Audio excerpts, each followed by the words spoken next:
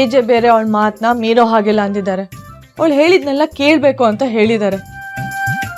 ಅವಳು ಇದನ್ನೇ ನೆಪ ಮಾಡಿಕೊಂಡು ಏನೇನು ಪನಿಷ್ಮೆಂಟ್ ಕೊಡ್ತಾಳೋ ಏನೋ ಅಂತ ಭಯ ಆಗ್ತಿದೆ. ನೀನೇನೋ ಪರವಾಗಿಲ್ಲ, ನಾನೇನು ಅವಳಿಗೆ ಕಡಿಮೆ ಉರ್ಸಿದ್ದೀನ? ಏಜೆ ಅವಳನ್ನ ಮನೆಯಿಂದ ಆಚೆ ಹಾಕಿದಾಗ ನಾನು ಅವಳ ಕಾಲು ಎಳ್ದಿದ್ದೀನಿ. ಅವಳಿಗೆ ನನ್ನ ಮೇಲೆ ಹೆವಿ ಸಿಟ್ಟಿದೆ. ಅಲ್ಲ, ಅಧಿಕಾರ ಇಲ್ಲದೆ ಇದ್ದಾಗಲೇ ಅವಳು ನನಗೆ ಮರ್ಯಾದೆ ಕೊಡ್ತಿರ್ಲಿಲ್ಲ. ಈಗ ಅವಳ ಕೈಲಿ ಫುಲ್ ಪವರ್ ಇದೆ.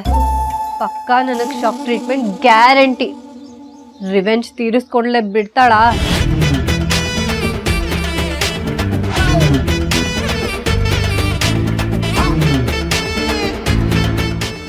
ನೀನು ನನ್ನ ಮಗಳಾಗಿದ್ಕೋ ಸಾರ್ಥಕ ಆಯ್ತು ಕಣೆ.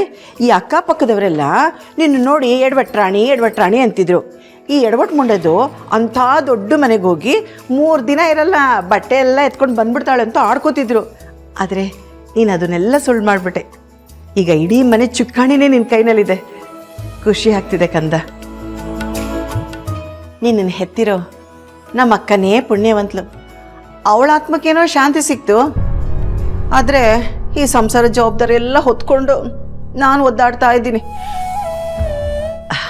ಲೀಲಾ,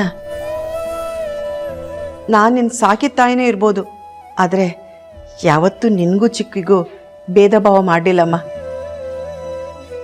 ಈ ಮನೆ ದಟ್ಟ ದರಿದ್ರ ಇದ್ದಾಗಲೂ ನಾನು ಹಸ್ಕೊಂಡು ನಿಮಗೆ ತುತ್ತು ತಿನ್ನಿಸ್ತಿದ್ದೆ. ಅನುಕೂಲ ಆದಾಗ ಈ ಬಡ ತಾಯಿನ ಮರಿಬೇಡಮ್ಮ.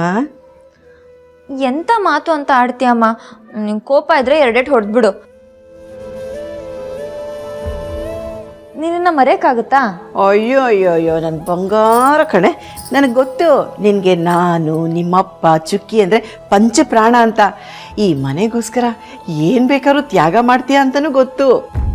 ಮತ್ತು ಗೊತ್ತಿದ್ದು ಯಾಕೆ ಆತಂಕ? ಆದರೆ ನನ್ನ ಮಡ್ಲಲ್ಲಿ ಇನ್ನೂ ಒಂದು ಕೆಂಡ ಇದೆಯಲ್ಲಮ್ಮ.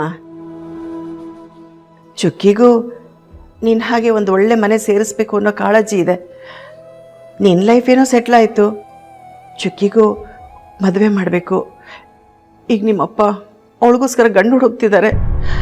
ಮದುವೆನ ನಾವು ಚೆನ್ನಾಗಿ ಮಾಡಬೇಕಲ್ವಾ? ಇಂಥ ಸಮಯದಲ್ಲಿ ನೀನು ನಮ್ಮನ್ನ ಮರ್ತು ಬಿಟ್ರೆ ಮರೆಯಲ್ಲ ಅಂತ ಗೊತ್ತು. ನಿನ್ನ ತಂಗಿನೂ ನಿನ್ನ ಹಾಗೆ ಒಂದು ಒಳ್ಳೆ ಮನೆ ಸೇರಬೇಕು ಅನ್ನೋ ಆಸೆ ಇದೆ ಅಲ್ವಾ? ಖಂಡಿತ ಇದೆ ಅಮ್ಮ. ನನಗೆ ಗೊತ್ತಿತ್ತಮ್ಮ ನೀನು ಹೀಗೇ ಹೇಳ್ತೀಯ ಅಂತ. ಆ ಪಕ್ಕದ ಮನೆ ಆ ಕುಳ್ಳಿ ಮಂಜುಳ ಇದ್ದಾಳಲ್ಲ, ಅವಳು ಏನು ಹೇಳಿದ್ಲು ಗೊತ್ತಾ? ರೀ ಕೌಸಲ್ಯ, ನಿಮ್ಗೇನು ರೀ ಕಡಿಮೆ? ನಿಮ್ಮ ಮಗಳನ್ನ ಏಜೆ ಮನೆಗೆ ಸೊಸೆಯಾಗಿ ಕಳಿಸಿದ್ದೀರಾ, ಇನ್ನೊಂದು 10,000 ರೂಪಾಯಿ ಚೀಟಿ ಹಾಕೋಕ್ಕೆ ಏನು ನಿಮಗೆ ಅಂತ ಕೇಳ್ತಾಳಮ್ಮ. ಹೌದಾ? ಹ್ಞೂ ಕಣಮ್ಮ. ನಿಮ್ಮಪ್ಪನಿಗೆ ಬರೋ ಸಂಬಳದಲ್ಲಿ ನಾನು ಇನ್ನೊಂದು 10,000 ಚೀಟಿನ ಕಟ್ಟೋಕ್ಕಾಗತ್ತೆ? ಅವಳೊಬ್ಳು ಕುಳ್ಳಿ ಅಲ್ಲ, ಅವಳು ಹೇಳ್ತಾಳೆ ಲೀಲನ ಹತ್ರ ಇಸ್ಕೊಳ್ರಿ, ತಂಗಿ ಮದುವೆಗೆ ಬೇಕು ಅಂತ ಕೊಡ್ತಾಳೆ ಅಂತ. ಹಾಗಂತ ನಾನು ನಿನ್ನ ಕೇಳೋಕ್ಕಾಗತ್ತೇನಮ್ಮ?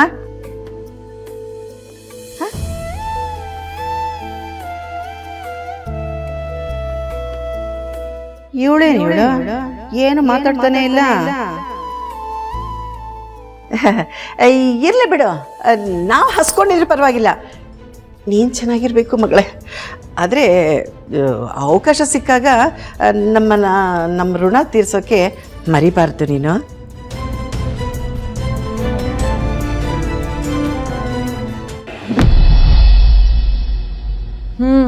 ನಾನೇನು ಕಮ್ಮಿ ಕಾಟ ಕೊಟ್ಟಿದ್ದೀನ? ದೀಪಾವಳಿ ದಿನ ಸುಮ್ಮನೆ ಸುಳ್ಳು ಹೇಳಿ ಅವ್ರ ಕೈಲಿ ಉಪವಾಸ ಮಾಡಿಸಿರ್ಲಿಲ್ವಾ? ನಾವೇ ಇಷ್ಟು ಚೆನ್ನಾಗಿ ನೆನ್ಪಿಟ್ಕೊಂಡಿದೀವಿ, ಅಂಥದ್ರಲ್ಲಿ ಅವಳು ಇನ್ನೂ ಚೆನ್ನಾಗಿ ನೆನ್ಪಿಟ್ಕೊಂಡಿರ್ತಾಳೆ. ಒಟ್ನಲ್ಲಿ ಅವಳು ಎಲ್ರಿಗೂ ತಟ್ಟೋದಂತೂ ಕನ್ಫರ್ಮು. ಆದ್ರೆ ಯಾರಿಗೆ ಫಸ್ಟ್ ತಟ್ತಾಳೋ ಗೊತ್ತಿಲ್ಲ. ಸರು, ಸರು ಡಾರ್ಲಿಂಗ್.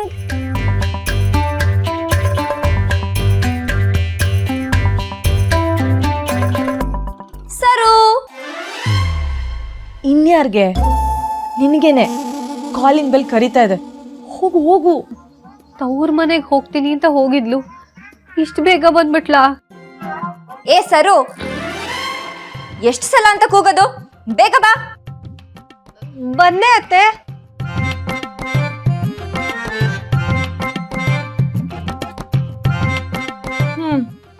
ಇಷ್ಟು ದಿನ ಈಜೆ ಬಜಾರ್ ಒತ್ತಿದ ತಕ್ಷಣ ಓಡೋಗ್ಬೇಕಿತ್ತು, ಈಗ ಇವಳು ಕೂಗಿದ್ರು ಓಡ್ ಹೋಗ್ಬೇಕು.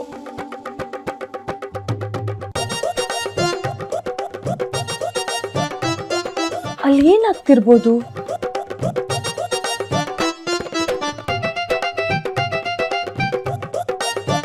ಹೇಳಿ ಅತ್ತೆಮ್ಮ, ಏನು ಕರೆದಿದ್ದು? ಅಯ್ಯೋ ನನ್ನ ಮುದ್ದಿನ ಕಿರಿ ಸೊಸೆ ಆಗ್ಲಿಂದ ರೀಲ್ಸ್ ಮಾಡಿ ಮಾಡಿ ಸುಸ್ತಾಗಿರ್ಬೇಕಲ್ಲ, ಅದಕ್ಕೆ ಬಿಸಿ ಬಿಸಿ ಅಡುಗೆ ಮಾಡಿ ಬಡ್ಸೋಣ ಅಂತ ಕರೆದೆ. So sweet of you. ನೀವೆಷ್ಟು ಒಳ್ಳೆಯವರು ಅತ್ತೆಮ್ಮ. ಆಹಾ ಆಸೆ ನೋಡು. 3 ಜನ ಸೊಸೆ ಅಂದ್ರು ಕಲ್ ಬಂಡೆ ಥರ ಇರಬೇಕಾದ್ರೆ ನಾನು ಅತ್ತೆ ಆದವಳು ನಿಮಗೆ ಅಡುಗೆ ಮಾಡಿ ಬಡಿಸ್ಬೇಕಾ?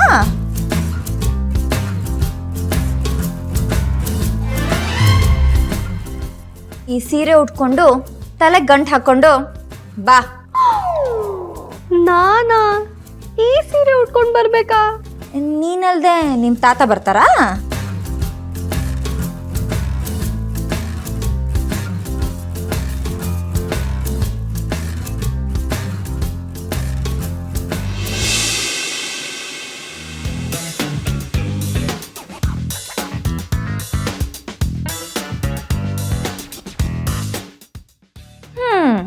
ಈಗ ಕರೆಕ್ಟಾಗಿದ್ಯಾ. ಸ್ಟಾರ್ಟ್ ಮಾಡು, ಪಾತ್ರೆ ತೊಳಿ.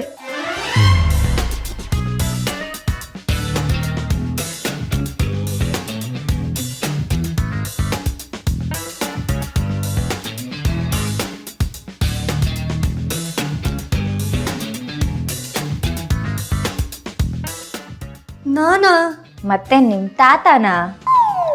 3 ಜನ ಕೂತು ಕೂತು ಸೋಂಬೇರಿಗಳಾಗಿದ್ದೀರಾ. ಒಬ್ಬೊಬ್ರಿಗೂ ಬುದ್ಧಿ ಕಲಿಸ್ತೀನಿ ನೋಡು. ಅರ್ಧ ಗಂಟೆ ಟೈಮ್ ಕೊಡ್ತೀನಿ. ಎಲ್ಲ ಪಾತ್ರೆನೂ ಪಳಪಳ ಅಂತ ಹೊಳಿತಿರ್ಬೇಕು. ಅರ್ಥ ಆಯ್ತಾ? ಏನು ಮುಖ ನೋಡ್ತಿದ್ಯಾ?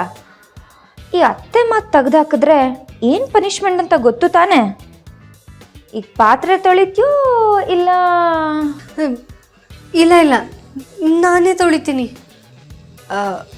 ಆದರೆ ಒಂದು ರಿಕ್ವೆಸ್ಟು. ಏನು? ಇಷ್ಟೆಲ್ಲ ಪಾತ್ರೆ ನಾನು ಒಬ್ಳು ಕೈಲೇ ತೊಳಿಯೋಕ್ಕಾಗಲ್ಲ.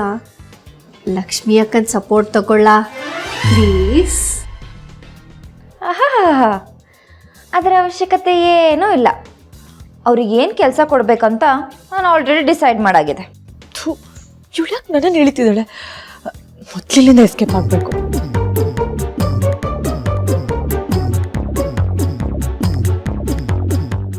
ಲಕ್ಷ್ಮೀ,